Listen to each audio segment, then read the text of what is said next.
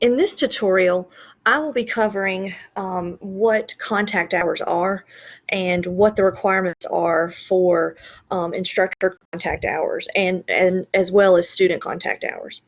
So when we talk about contact hours, if I look at this economics class, this is a 3 contact hour course, which means that as an instructor, I'm supposed to be teaching students 3 hours worth of contact on economics per week. So in a traditional in-class course, it might be set up where it's a Monday, Wednesday, Friday class. They come to class for 50 minutes and I've met my contact hours. Well, for an online class, because everything is done online, I still have to make sure that I have 3 hours worth of contact with my students, as well as students must have 3 hours worth of contact with the content. So when you're building your learning units and you're building for a hybrid, for the K1 or the hybrid or the fully online, you'll want to make sure that you have the full amount of contact hours. And then for the K2s, you can do less contact because you're going to be getting some of that contact, and for K1, some of that contact is going to be happening in the classroom. So it's really important that when it comes to these online and these hybrid courses, that you're still meeting the same amount of contact and the students are still getting the same information than they would if they were sitting inside of the classroom while you lectured.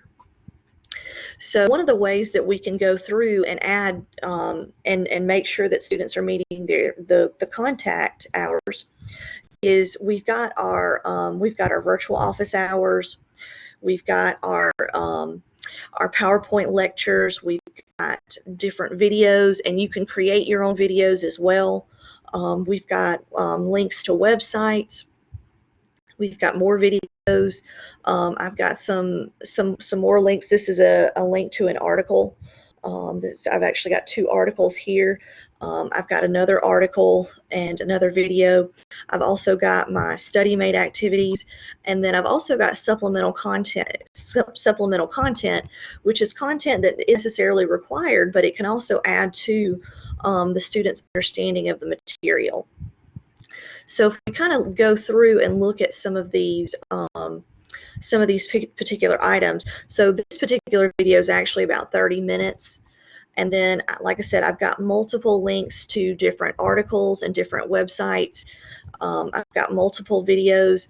If you have short videos, just remember you need more so that way you're meeting the same amount of contact hours. So like I said, students need to be engaged for 3 hours worth of contact. Now, reading a textbook is considered homework, and assignments are considered homework. So those wouldn't necessarily count towards your contact hours for the students or for the instructor. So there are other things that you can integrate into the course that would work for the instructor contact and for the student contact. And some of those are assignments, but for example, so if we look at this discussion, so if you think about in class where you may present a question to the students and the students are engaging and there's interaction between the instructor and the student, and this is actually considered instructor-led interaction. This would be part of the contact hours that you could meet for the students, and that the students are also, they're also participating and they're being engaged with that content. Another one would be the journal. So this was another, you could present a question to the course, and then the students would go in and they would create a journal entry. And then you could go back in and you could contribute to their journal as well. You could either clarify if they've missed a point, or you could add additional information. Now, tests, since those are typically taken in class, that would also count towards your instructor contact.